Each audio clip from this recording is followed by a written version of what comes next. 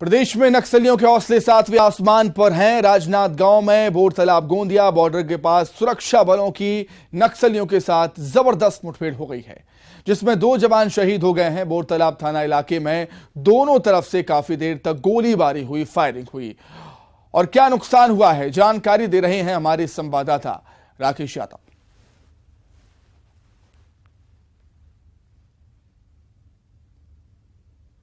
किया पुलिस पर हमला, पुलिस के 2 जवान शहीद। राजेश राजपूत और ललित, ये दोनों जवान शहीद हो गए हैं। ये दोनों जवान कैंप से कुछ दूर बिना हथियार के निकले ही हुए थे और इनके ऊपर नक्सलियों ने घात लगाकर हमला कर दिया, जिसमें ये दोनों जवान शहीद हो गए हैं। एक जवान को घायल अवस्था में डोंगरगढ़ लाया जा रहा था। इस दौरान उन्होंने रास्ते पे ही दम तोड़ दिया। और वहीं आपको बता दूं कि नक्सलियों ने इस घटना को अंजाम देने के बाद जो जवानों की जो बाइक है उसे भी आग के हवाले कर दिया है और पुलिस की इस क्षेत्र में लगातार सर्चिंग जारी है। राकेश यादव, न्यूज़ 18, राजनांदगांव। वहीं दंतेवाड़ा में नक्सलियों ने प्रधान आरक्षक की हत्या कर दी। भाई की शादी में बेलचर गांव गए आरक्षक को मौत के घाट उतार दिया गया। एएसपी आरके बर्मन ने इसकी पुष्टि की है। क्या है पूरा मामला, जानकारी दे रहे हैं संवाददाता श्रीनिवास नायडू।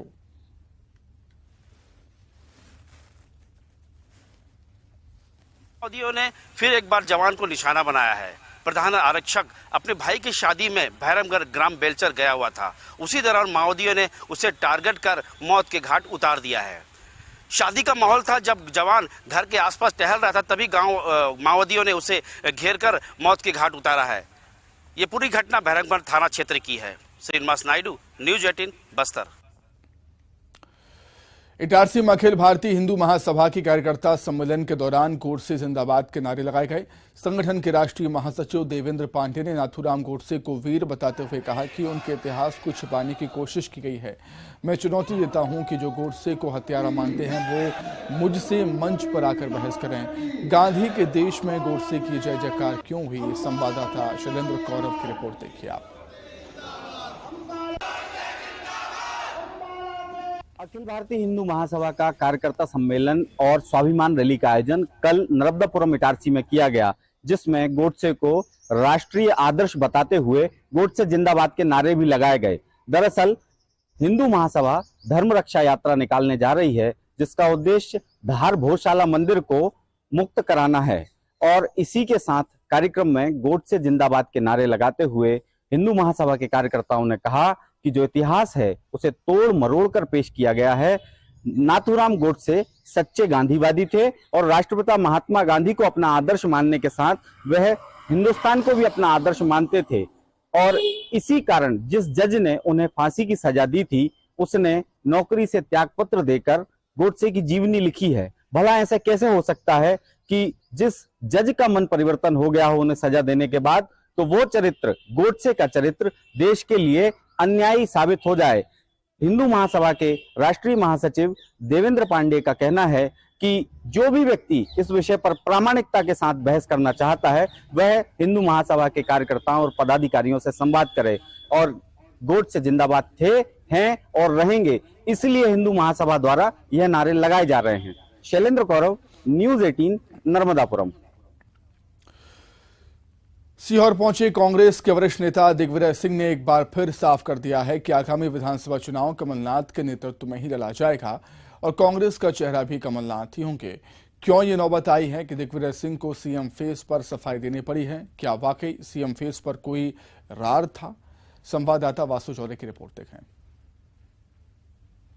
मध्य प्रदेश में जैसे जैसे चुनाव नजदीक आ रहे हैं, सियासी पारा भी बढ़ता जा रहा है। कांग्रेस इस पूरे चुनाव को बेहद मजबूती के साथ लड़ना चाहती है। यही वजह है कि कांग्रेस के दिग्गज नेताओं ने खुद चुनावी कमान संभाली हुई है। दिग्विजय सिंह ने बीते दिनों गोविंदपुरा विधानसभा सीट का दौरा किया, मंडलम सेक्टर की बैठकें ली और उसके बाद दिग्विजय सिंह होशंगाबाद यानी कि नर्मदापुरम भी पहुंचे और वहां पर भी कार्यकर्ताओं के साथ उन्होंने लंबी बैठक की, चर्चाएं की, कार्यकर्ताओं की समस्याओं को भी सुना और ये भी स्वीकार किया कि कांग्रेस का संगठन कमजोर है, इसलिए चुनावों में हार का सामना उन्हें करना पड़ता है। तो वहीं अगर कमलनाथ को लेकर उन्होंने स्पष्ट किया कि कमलनाथ के चेहरे पर हम चुनाव लड़ेंगे, वही हमारे सीएम फेस के दावेदार भी होने वाले हैं। कमलनाथ भी लगातार तमाम चुनावी दौरे कर रहे हैं और उन्होंने भी पार्टी कार्यकर्ताओं को ये बता दिया है कि बीजेपी का मजबूत कैडर है, उससे हमें चुनाव लड़ना है, संगठन से चुनाव लड़ना है और इसके लिए जरूरी है कि मंडलम सेक्टर की जो कमेटियां हैं वो अपना काम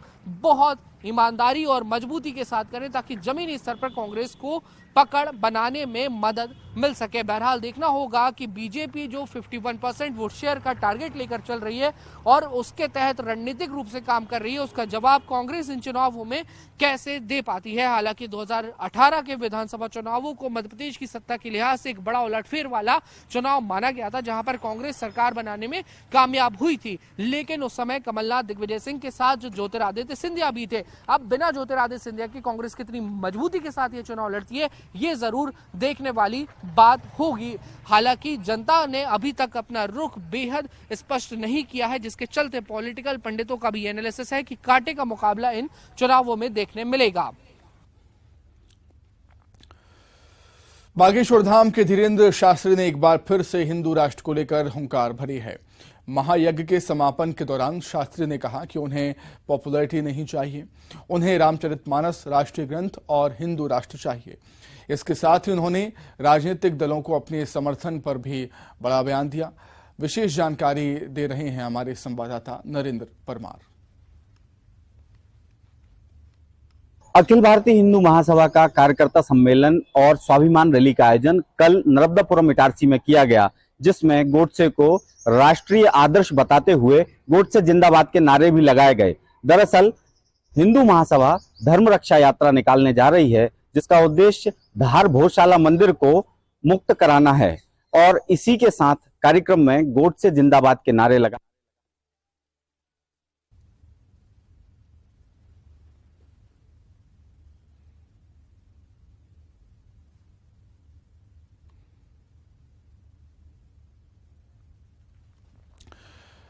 तो पंडित धीरेन्द्र शास्त्री ने एक बार फिर से हिंदू राष्ट्र की हुंकार भरी है और महायज्ञ के समापन कार्यक्रम के दौरान उन्होंने एक बार फिर से कहा कि उनको रामचरितमानस राष्ट्रीय ग्रंथ और भारत को हिंदू राष्ट्र चाहिए, हिंदू राष्ट्र बनाना वो चाहते हैं। इसके साथ ही उन्होंने राजनीतिक दलों को भी अपने समर्थन पर बड़ा बयान दिया। उनका कहना है कि मेरी कोई पार्टी नहीं।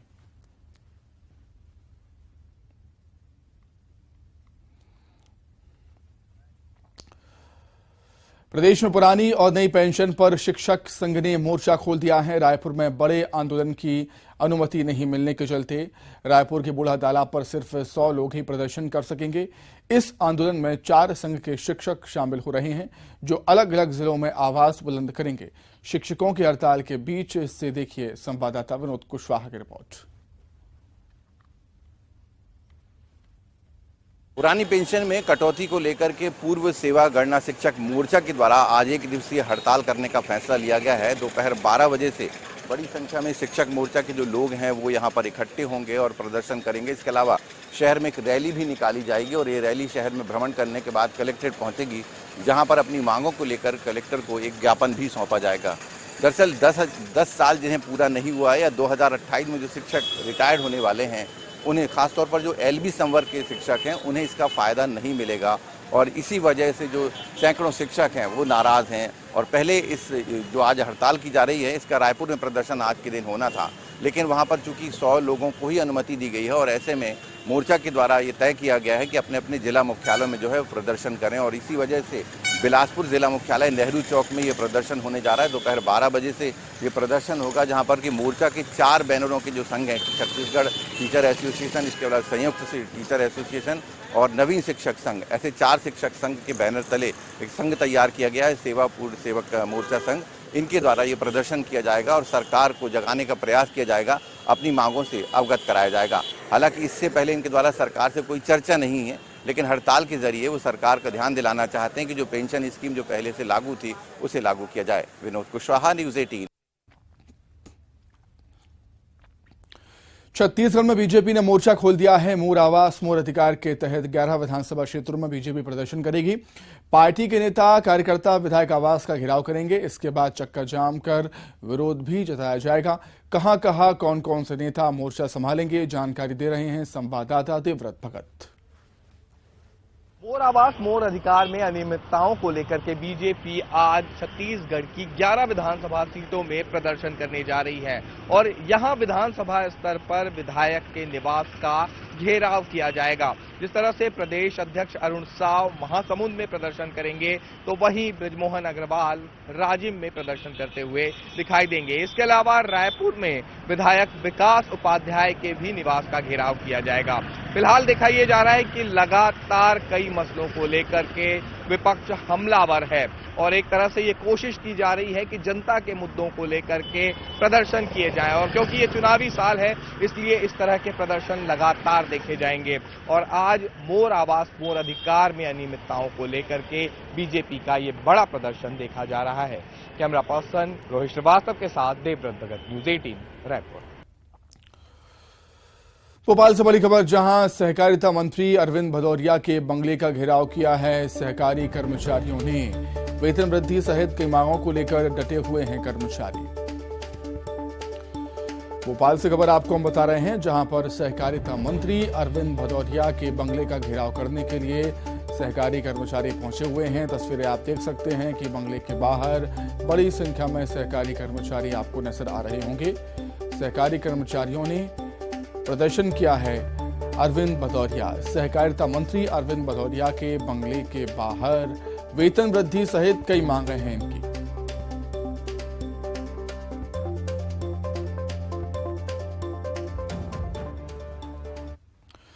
चलिए अधिक जानकारी के लिए सीधे हम राजधानी भोपाल का रुख कर लेते हैं। भोपाल से जितेंद्र शर्मा हमारे साथ जुड़ गए हैं लाइव। जितेंद्र, वेतन वृद्धि की मांगे हैं और क्या कुछ मांगे हैं, जरा बात कीजिए कर्मचारियों से, जानिए जरा। बिल्कुल सुमित, अगर बात करें तो ये जो तमाम कर्मचारी हैं ये सहकारिता मंत्री के बंगले के ठीक बाहर बैठे हैं। तमाम लोग धरना प्रदर्शन करके यहाँ बैठे हैं। इनकी मांगे हैं, काफी लंबित मांगे बताई जा रही हैं। प्रदेश अध्यक्ष हमारे साथ चौहान साहब मौजूद हैं। क्या मांगे हैं और आज आखिर आपको मंत्री जी के बंगले के सामने क्यों बैठना पड़ा? हमारी 4 सूत्री मांगे हैं। वो 4 सूत्री मांगों को लेकर कई वर्षों से हम लोग कई मंत्री, सहकारिता मंत्रियों से निवेदन, आवेदन सब कुछ कर चुके। क्या मांगे हैं? हमारी महत्वपूर्ण मांग यह है कि संस्था के समस्त कर्मचारी, चाहे वो प्रभारी प्रबंधक हो, सहायक प्रबंधक हो, लेखापाल हो, कंप्यूटर ऑपरेटर हो, विक्रेता हो, चौकीदार, भृत्य, समस्त कर्मचारियों को शासकीय कर्मचारियों की बात वेतनमान लागू किया जाए। जो 2021 में हम लोगों ने आंदोलन किया था, माननीय मंत्री जी के समक्ष से एक समझौता हुआ था। थोड़ी देर में गिरफ्तारी होने वाली, तैयार है आप लोग? हम लोग गिरफ्तारी देने के लिए तैयार है, लेकिन हमें आदेश चाहिए। गिरफ्तारी हो जाए फिर छूटेंगे जेल से और फिर हम आएंगे मंत्री जी के बंगले पे, जब तक हमारी मांग पूरी नहीं होगी। तमाम लोग आए हैं प्रदेश भर से, देख सकते हैं सुमित। यहाँ पर हालांकि पुलिस पहुंच चुकी है, अल्टीमेटम भी इन्हें दे चुका है, मिल चुका, क्योंकि इनके पास अनुमति नहीं है। मंत्री का जो बंगला है, सहकारिता मंत्री है अरविंद भदौरिया, उनके बंगले के ठीक बाहर यहाँ पर ये प्रदर्शन किया जा रहा है। अब देखते हैं थोड़ी देर में अगर गिरफ्तारी पार्टी आती है, गिरफ्तारी के लिए बोल दिया गया है। ये लोग यहाँ बैठे हैं, डटे रहेंगे अपनी मांगों को लेकर। क्या पुलिस इन्हें गिरफ्तार कर पाती है या फिर यहाँ पर इनकी मांगों पर सुना जाएगा, ये इसके बाद ही तय हो पाएगा। सुमित, बहुत शुक्रिया जितेंद्र आपका जुड़ने के लिए, तमाम जानकारी के लिए आपका बहुत धन्यवाद। आगे बढ़ते हैं इंदौर से बड़ी खबर, जहां गेम जोन में दंपति के साथ मारपीट हुई। पुलिसकर्मी समेत कई लोगों पर मारपीट का आरोप लग रहा है। मल्हार मॉल के गेम जोन में गेम खेलने की बात पर विवाद हो गया था। मल्हारगंज एसीपी ऑफिस में पदस्थ हैं पुलिसकर्मी भूपेंद्र परिहार। आरोपियों के खिलाफ थाने में मामला दर्ज हुआ है। पीड़ित महिला का वीडियो सोशल मीडिया पर वायरल हो रहा है। पीड़ित महिला मासूम बच्चे को गोद में लिए विजयनगर थाने में अपनी आपबीती सुना रही है। रात 9:30 बजे विजयनगर थाने ये महिला पहुंची थी। सुबह 5 बजे तक रिपोर्ट नहीं लिखने का आरोप भी महिला ने लगाया है। सुबह 6 बजे महिला की रिपोर्ट लिखी गई।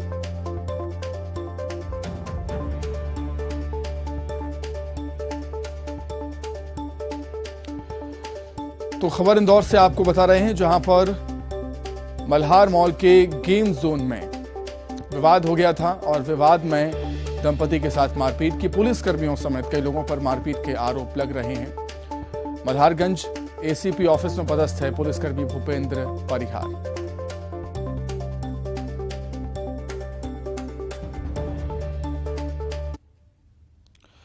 आइए सीधे रायपुर का रुख करते हैं, जहां पर छत्तीसगढ़ कांग्रेस प्रेस कॉन्फ्रेंस कर रही है। सीएम भूपेश बघेल, मोहन मरकाम, कुमारी शैलजा, सभी बड़े नेता मौजूद।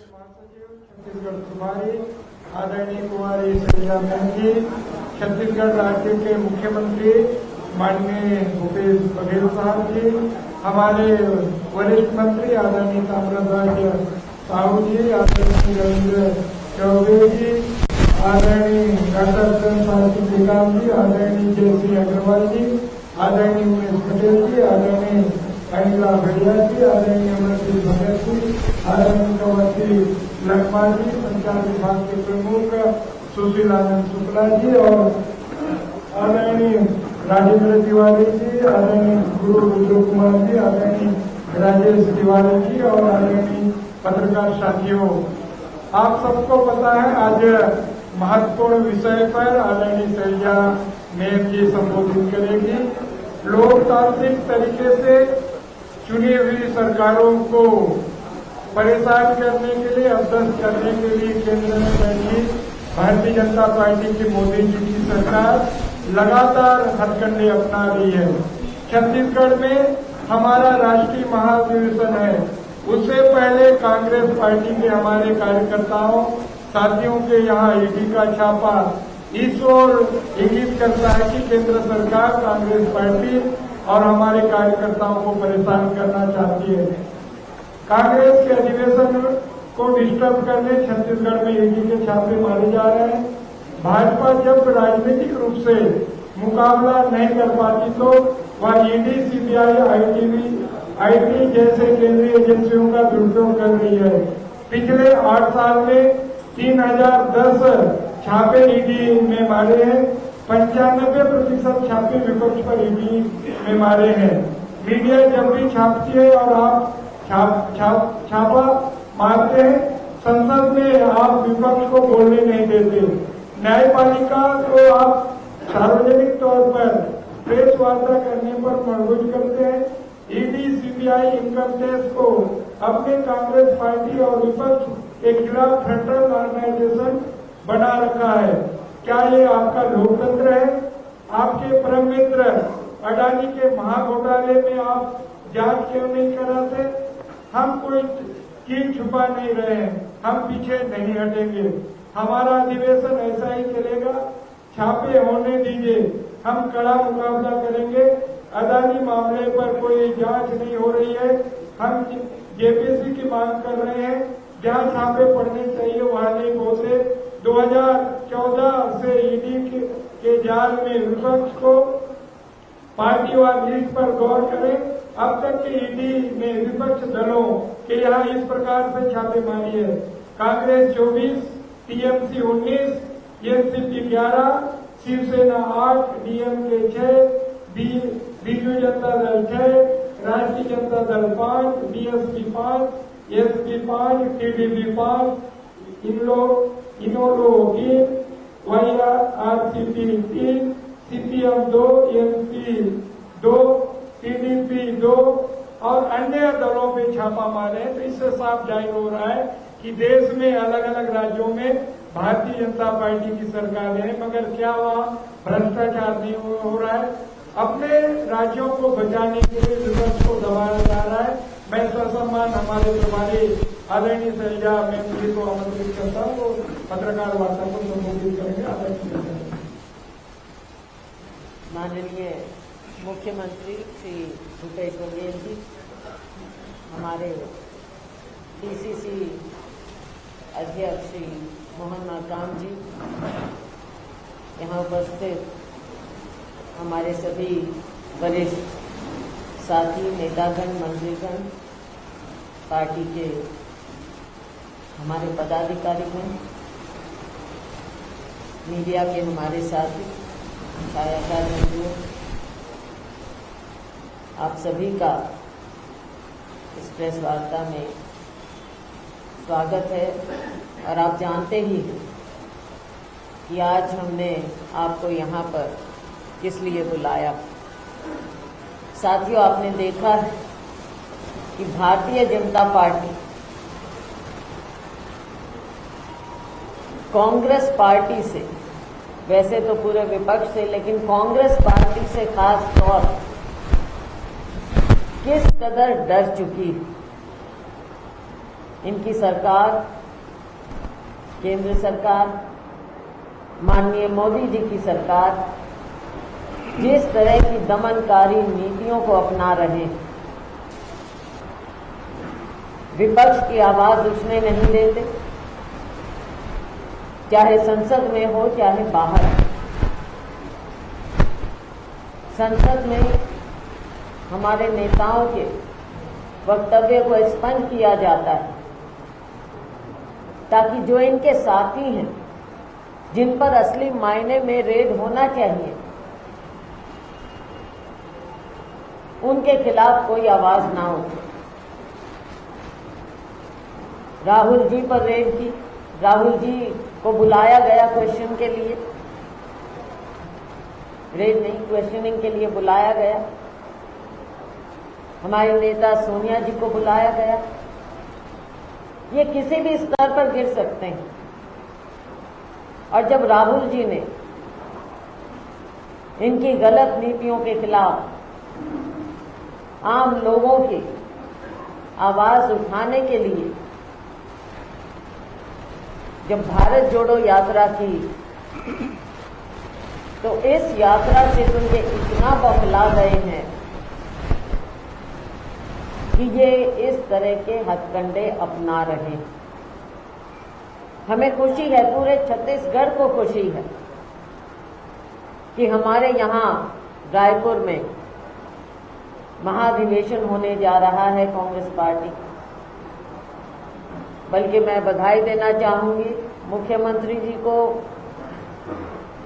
यहाँ के समस्त कांग्रेस जन को, अध्यक्ष जी को,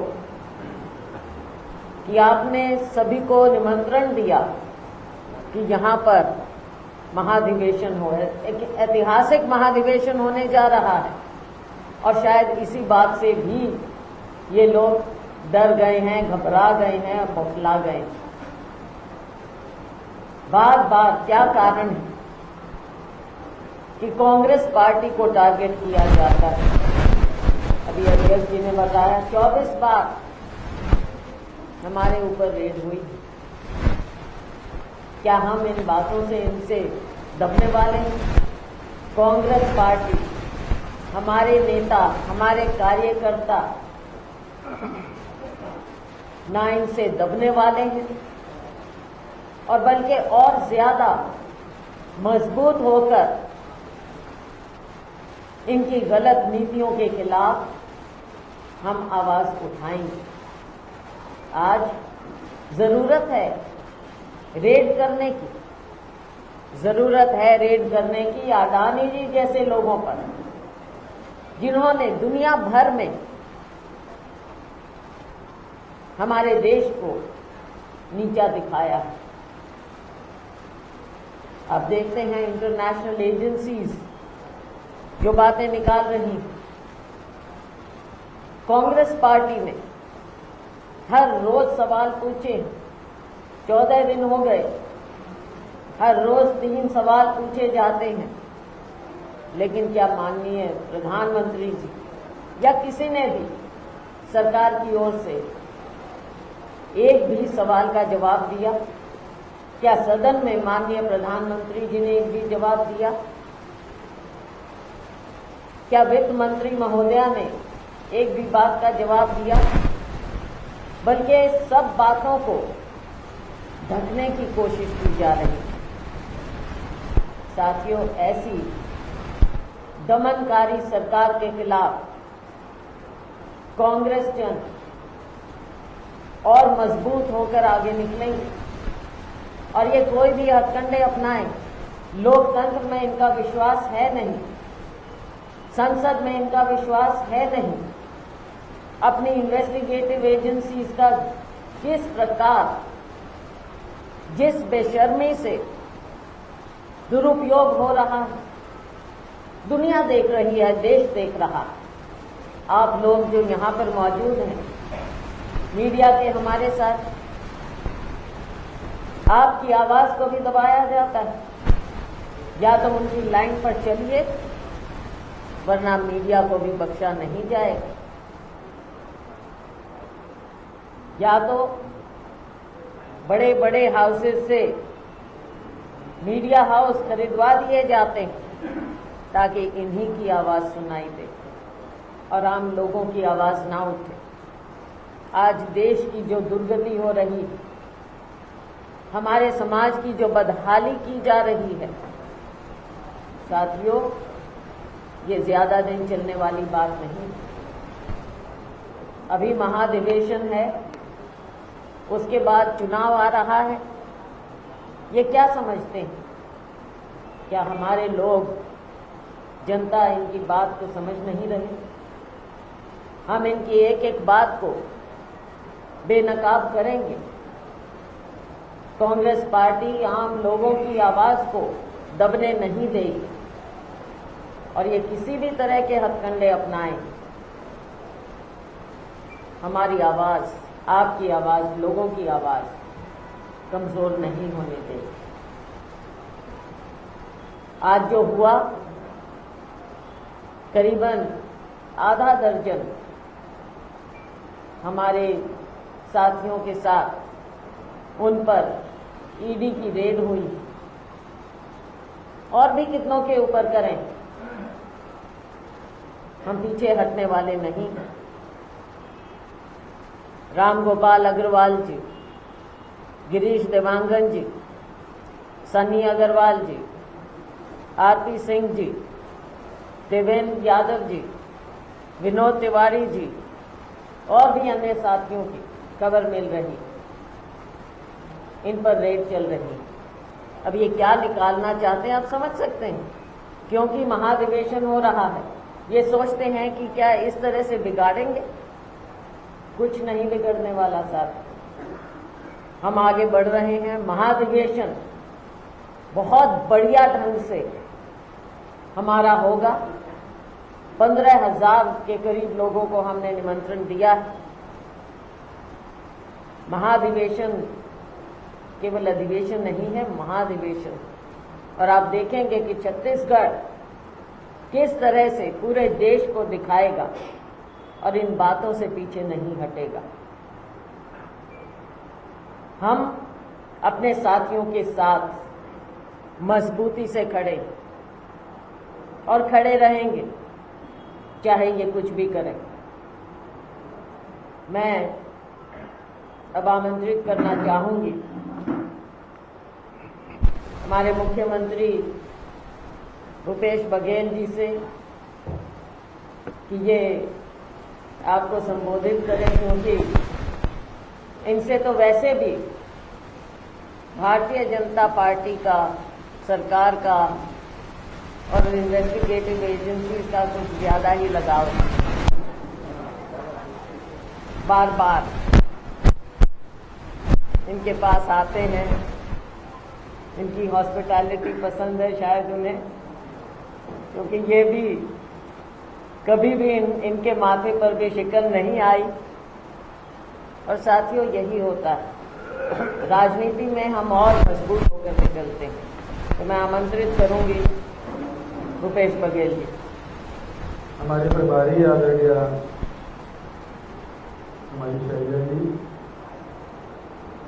आदरणीय प्रदेश अध्यक्ष मोहन मस्तान जी, हमारे मंत्रिमंडल के सभी साथीगण और हमारे मीडिया प्रभारी और सभी पत्रकार साथियों का इस पत्रकार वार्ता में स्वागत करता हूँ।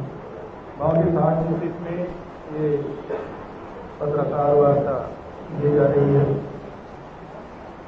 जैसा कि आप सब जानते हैं कि लगभग 1 दर्जन जगह ईडी ने आज छापा डाला, जिसमें हमारे कोषाध्यक्ष राम गोपाल अग्रवाल जी, पूर्व उपाध्यक्ष गिरीश देवांगन जी, विधायक देवेंद्र यादव जी, सनी अग्रवाल जी,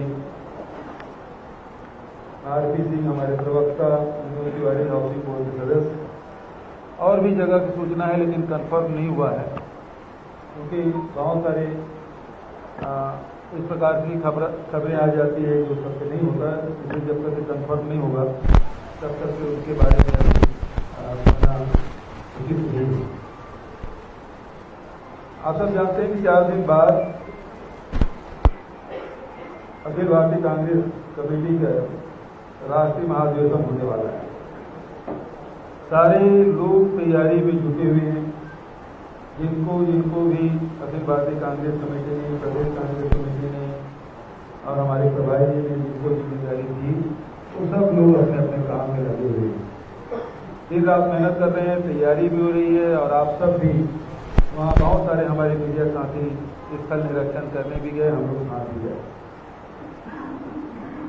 आदरणीय साथियों, जब भी कोई बड़ा कदम कांग्रेस पार्टी लेती है, तब इस प्रकार की घटनाएं होती हैं। कांग्रेस पार्टी ने छत्तीसगढ़ प्रदेश कांग्रेस कमेटी को झारखंड की जिम्मेदारी दी। हम झारखंड गए, सारे मंत्री लोग गए थे, लखमा जी भी गए थे, अग्रवाल जी भी गए थे, चौधरी जी गए थे, अमरजीत तो पड़ोसी है, साहू जी गए थे, सब लोग गए। जैसे रिजल्ट आया और उसके कुछ दिनों बाद सबसे पहले आईटी की छापा छत्तीसगढ़ में पड़ा। दूसरा छापा जब हम लोग आसाम गए तब पड़ा। तीसरा जब उत्तर प्रदेश गए। चौथा जब हम लोग हिमाचल गए, हिमाचल से लौटे और इन लोगों ने छापा डाला। और अब जब राष्ट्रीय महाधिवेशन होने वाला है तब भी लोग शंका कर रहे थे कि ये हो सकता है छापा पड़े, और छापा पड़ ही गया। ये दरअसल राष्ट्रीय महाधिवेशन कांग्रेस का जो होगा उसमें आम जनता से जुड़े हुए मुद्दे, देश से जुड़े मुद्दे, नौजवान, महिलाएं, किसान, मजदूर, दलित, आदिवासी, इन सब विषयों पर चर्चा होगी। देश के बारे में और विदेश नीति के बारे में भी चर्चा होगी। कृषि नीति पे, आर्थिक विषयों पे, राजनीतिक मुद्दे, सारे प्रस्ताव पारित होंगे। देश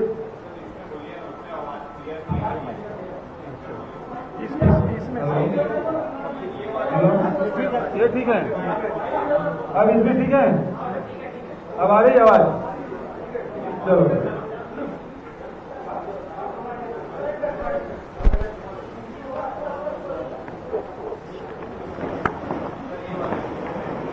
चलो बस चलो अब इसी चालू कर लो भाई, इसको भी चालू कर लो।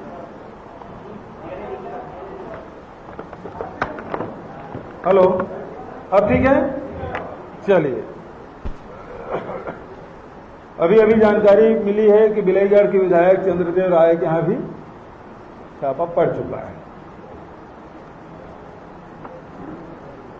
तो ये सारी घटनाओं के बारे में कितनी जगह छापा पड़े इसकी जानकारी आदरणीय मोहन मरकाम जी ने दी। मैडम ने भी आपसे बात की, लेकिन मुख्य रूप से डरे हुए लोग हैं। लोकसभा में प्रधानमंत्री जी कहते हैं मैं कितनों पर भारी पड़ता हूं, लेकिन अडानी पर नहीं बोलकर ये बता दिया कि अडानी भारतीय जनता पार्टी और केंद्र सरकार पर भारी है। आज जब लगातार ये रेट डाल रहे हैं, इससे स्पष्ट हो गया है कि कांग्रेस पार्टी से घबराई हुई है भारतीय जनता पार्टी। भारत जोड़ो यात्रा में जो सफलता मिली, राहुल जी के नेतृत्व में जो यात्राएं हुई कन्याकुमारी से लेकर कश्मीर तक, उससे भारतीय जनता पार्टी बेचैन है। छत्तीसगढ़ में जो राष्ट्रीय महाधिवेशन होने वाला है, सब लोगों की निगाह यहां लगी हुई है और ये अधिवेशन में रोड में तैयार होगा 2024 का, 2023 की विधानसभाओं का। उससे भारतीय जनता पार्टी घबराई हुई है और इस घबराहट के कारण से ये कार्यक्रम सफल न हो, इसके लिए इस प्रकार से निम्न स्तर के हथकंडे भारतीय जनता पार्टी सरकार ने अपनाया है, जिसकी जितनी निंदा की जाए कम है। क्योंकि सबको पता था कि ये ठीक अधिवेशन के पहले ये रेड करेंगे। हम लोग भी उस तैयारी में हैं। हमारा अधिवेशन किसी भी हालत में कितना भी कोशिश कर ले भारतीय जनता पार्टी की सरकार या भारतीय जनता पार्टी के लोग, असफल नहीं होंगे, बल्कि इससे और ज्यादा सफलता हमको मिलेगी। मैं समझता हूं कि इस रेड से कोई घबराने वाले नहीं है। सीधा सीधा ये राजनीतिक दबाव के चलते विधायकों के यहाँ, हमारे पार्टी के पदाधिकारियों के यहाँ छापा डालने का मतलब क्या है? वो संदेश देने की कोशिश कर रहे हैं कि आप काम मत करो। अरे ये पार्टी कांग्रेस पार्टी है जो अंग्रेजों से नहीं डरे, इनसे क्या डरेंगे हम? जितना जुल्म करना है कर ले, जनता देख रही है। पहले तो समझते थे कि ईडी, आईटी, सीबीआई का छापा पड़ गया तो जरूर कोई न कोई बात होगी, कोई गंभीर मसला होगा, लेकिन अब पूरा देश जान चुका है कि इनके रेड से केवल राजनीतिक मायने हैं। राजनीतिक लाभ के लिए इस प्रकार के हथकंडे अपना रहे हैं। इससे जनता विज्ञ है। और हम लोगों ने कहा कि भाई जनता का पैसा गया है चिट फंड कंपनी में 6000 करोड़, कहीं न कहीं तो इन्वेस्ट हुआ है, कहीं न कहीं मनी लॉन्ड्रिंग हुआ है। मैंने तो गृह मंत्री को चिट्ठी लिखा, इन्फोर्समेंट डायरेक्टर को चिट्ठी लिखा, इसकी जांच करिए। नांग घोटाले में ईडी 4 साल से जांच कर रही है, आज तक नहीं बता पाई कि सीएम सर और सीएम मैडम कौन है।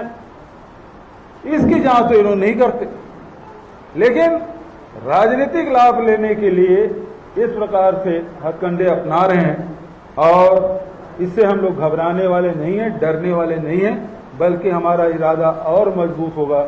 और मैं पूरे प्रदेश के जनता की ओर से, कांग्रेस के कार्यकर्ताओं की ओर से ये कहना चाहूँगा, ये कार्यक्रम जो राष्ट्रीय महाधिवेशन है, जबरदस्त सफलता मिलेगी। आप लोगों की तरफ से कोई सवाल हो तो अगर एक एक करते हैं।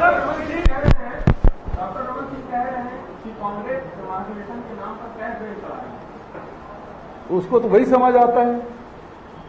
वो बताया ना कि जिन कार्यालयों को उद्घाटन किया था चिट फंड कंपनियों का, उसकी जांच की मांग क्यों नहीं करते? और वो रमन सिंह जब जब इस प्रकार के छापा पड़ते हैं वो प्रवक्ता बन जाते हैं। जरूर कभी आईटी के प्रवक्ता बनते हैं, कभी ईडी के प्रवक्ता बन जाते हैं।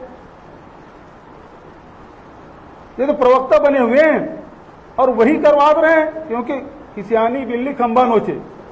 15 साल में जो काम नहीं कर पाए वो 4 साल के सरकार ने कर दिखाया और जनता का दिल जीता है। छत्तीसगढ़ के मजदूर हो, किसान हो, आदिवासी हो, महिला हो, व्यापारी हो, उद्योग जगत हो, सारे तरफ सब तरफ छत्तीसगढ़ सरकार की सफलता का डंका पूरे प्रदेश में, पूरे देश में बज रहा है। और उससे बेचैन है भारतीय जनता पार्टी और खासकर रमन सिंह।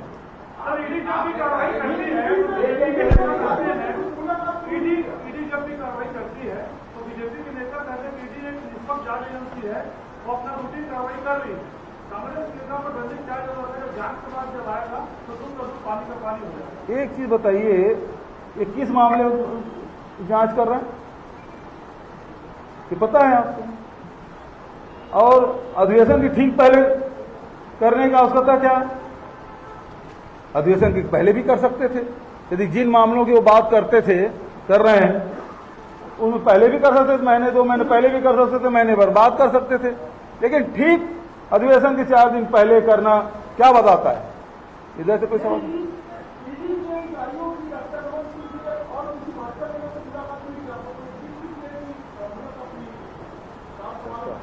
हाँ जी, चर्चा है। पिछले समय आप देखें, ईडी के प्रेस नोट के पहले रमन सिंह का प्रेस नोट जारी हो जाता है और हूबहू वही जो रमन सिंह ट्वीट करते हैं, प्रेस विज्ञप्ति जारी करते हैं, वही प्रेस नोट हूबहू शब्द सा जारी ईडी के प्रवक्ता जारी करते हैं। तो क्या ईडी का उपयोग भारतीय जनता पार्टी कर रही है या रमन सिंह ईडी के प्रवक्ता है?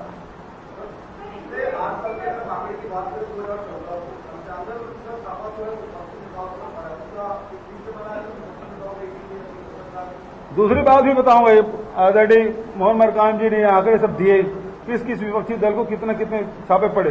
ये भी बताना चाहूंगा कि 5000 ईडी के छापे पड़े, अभी तक उसमें से 33 ही वो प्रमाणित कर पाए। इतना खराब परफॉर्मेंस है उसका।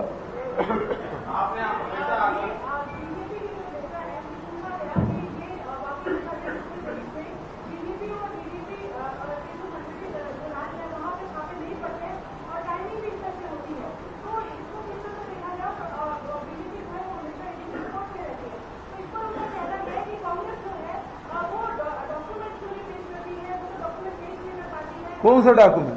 कांग्रेस क्यों करे? किसके? किसको? कौन सा डॉक्यूमेंट? हाँ, तो भाई ऐसा है, नान के बारे में ईडी जांच कर रही ना, 4 साल हो गया, और हम तो सवाल पूछ रहे हैं कि रमन सिंह से सवाल पूछे थे विधानसभा में कि सीएम सर और सीएम मैडम कौन है, और रमन सिंह जी के ही अधिकारी उस समय जब मुख्यमंत्री थे तब उसके अधिकारी ने प्रेस कॉन्फ्रेंस करके कहा था, और आप सब पत्रकार उसमें अधिकांश लोग थे, पैसा उस डोमेन में गया है जिसमें हम जांच नहीं कर सकते।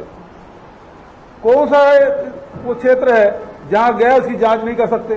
कि नागपुर गया था, कि दिल्ली गया था, कि लखनऊ गया था, कि तत्कालीन जो सीएम हाउस है वहां सीएम जहां रहते थे वहां गया था? कौन से एरिया है रुपेश जी?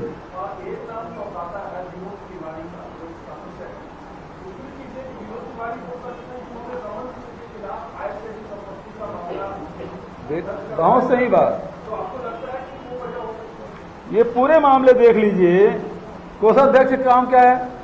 पार्टी के कोष संभालना, उसके खिलाफ छापा पड़ा है। गिरीश देवानंद जी को आदरणीय मैडम ने बड़ी जिम्मेदारी दी है, और इसमें देवेंद्र यादव विधायक, उसके छापा पड़ने के औचित्य क्या है?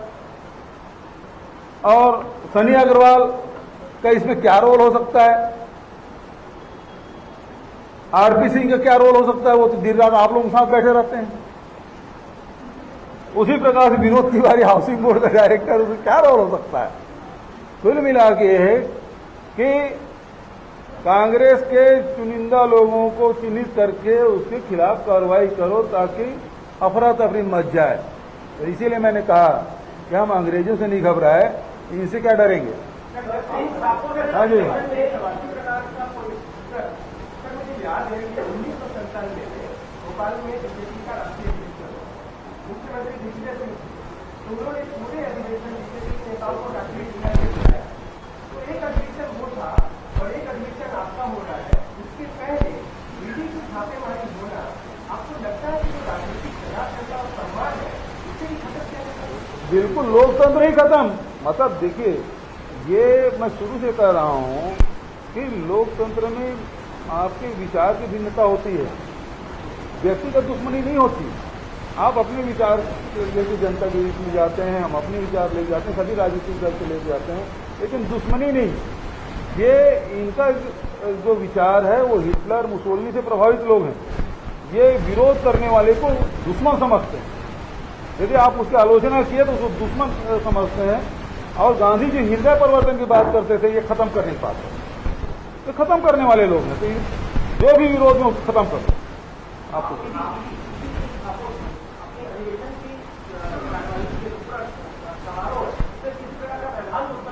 ये लोग सोच के यही सोच के डाले हैं यहाँ, लेकिन इससे कोई फर्क नहीं पड़ने वाला है, बल्कि और सफल होगा।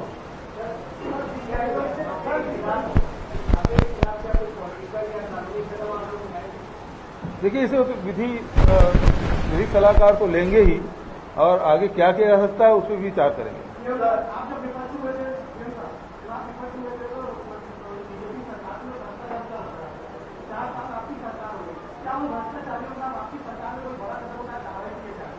बहुत अच्छा सवाल आपने किया।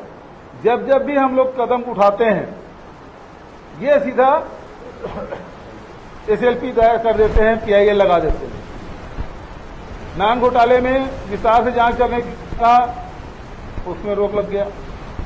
उसके बाद झीरम घाटी के लिए SIT गठन किया, उसमें PIL लगा दिए।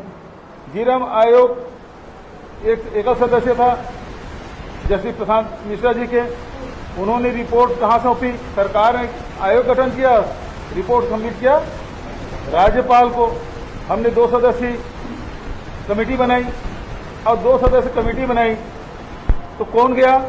धरमलाल कौशिक। वो PIL ही लगाते हैं, चाहे नान हो चाहे झीरम हो, वो हर मामले वो PIL, रमन सिंह उसको नियुक्त करके रखे, वो PIL लगाए। तो जितने भी जांच करते हैं उसी प्रकार से ये लोग कहीं न कहीं अब हमने कहा कि नहीं है कि जांच फाइनल रिपोर्ट सबमिट होगी, हमको दे दो, तो देने को तैयार नहीं। तो इस प्रकार से ये न जांच में सहयोग करते न जांच होने देते, और कभी केंद्र सरकार अड़ंगा डालती है, कभी ये न्यायालय से छूट लेकर आ जाते हैं।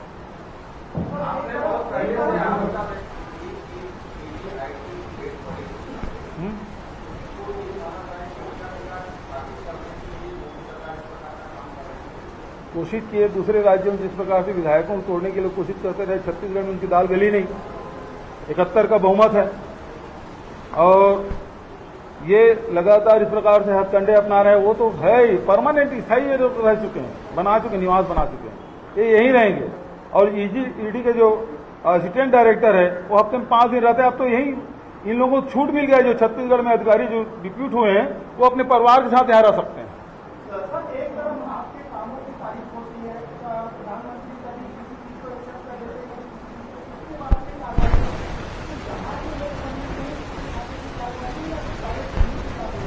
अब ये तो जो प्रवृत्ति है उसको आप बदल नहीं सकते, जो काम हुआ उसकी इंकार नहीं कर सकते, जो प्रवृत्ति है उसे आप उस जो काम करने की उनकी शैली है वो बदल नहीं सकते, आप वो भी नहीं बदल सकते।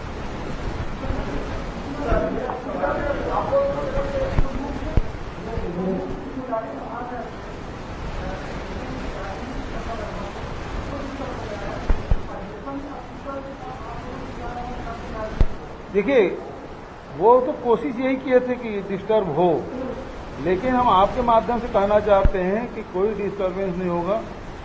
हमारे AICC मतलब दिल्ली के हमारे नेताओं को, यहाँ के नेताओं को सबको जानकारी है और सब लोग एकजुट होकर और अच्छे से काम करेंगे, बल्कि हमारी ताकत इससे बढ़ी है और हमारे जोश में कोई कमी नहीं है बल्कि वृद्धि हुई है, और पूरे जोश शरों के साथ इस सम्मेलन में सब लोग जुटेंगे और सफल होगा।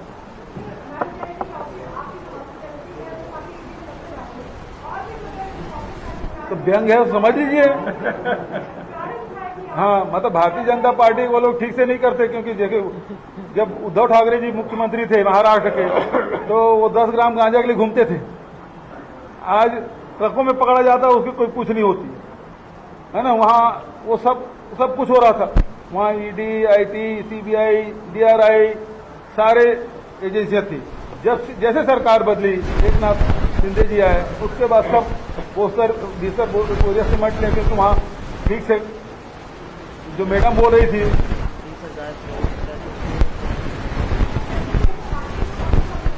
भाई इनको तो चाहिए जो 20,000 करोड़ का जो पकड़ा गया वहाँ मुद्रा पोर्ट में, उसकी जांच क्यों नहीं करते? जो लोकसभा में मामला उठाया गया, जो राहुल जी कह रहे हैं, उसकी जांच क्यों नहीं करते? अडानी लगातार विभिन्न बैंकों के और LIC के लोन दिया गया है, उसकी जांच क्यों नहीं करते? उसकी संपत्ति इतनी घट गई और सेल कंपनियां, उसकी जांच क्यों नहीं करते? कितने बार प्रधानमंत्री के साथ विदेश यात्रा किए अडानी जी, उसकी जांच क्यों नहीं करते? ठीक है, बहुत बहुत धन्यवाद।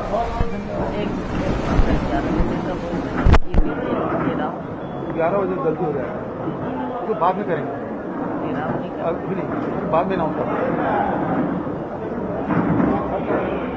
चलिए, बहुत बहुत धन्यवाद।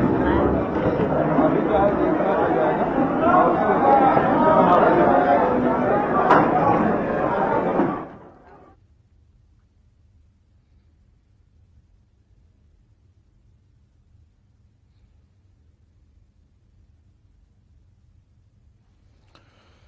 छत्तीसगढ़ कांग्रेस ने प्रेस कॉन्फ्रेंस की, जो छत्तीसगढ़ में ईडी के छापे पड़ रहे हैं। ईडी के छापों पर कांग्रेस ने प्रेस कॉन्फ्रेंस की है और केंद्र सरकार को जमकर घेरा है। कांग्रेस का यह कहना है कि केंद्र सरकार केंद्रीय एजेंसियों का दुरुपयोग कर रही है। कांग्रेस के नेताओं को टारगेट किया जा रहा है, कांग्रेस के नेताओं पर छापे मारे जा रहे हैं। केंद्रीय एजेंसियों का दुरुपयोग करने के आरोप कांग्रेस ने एक बार फिर से केंद्र सरकार पर लगाए हैं, बीजेपी सरकार पर लगाए हैं। और इस प्रेस कॉन्फ्रेंस में मोहन मरकाम, कुमारी शैलजा, सीएम भूपेश बघेल मौजूद थे।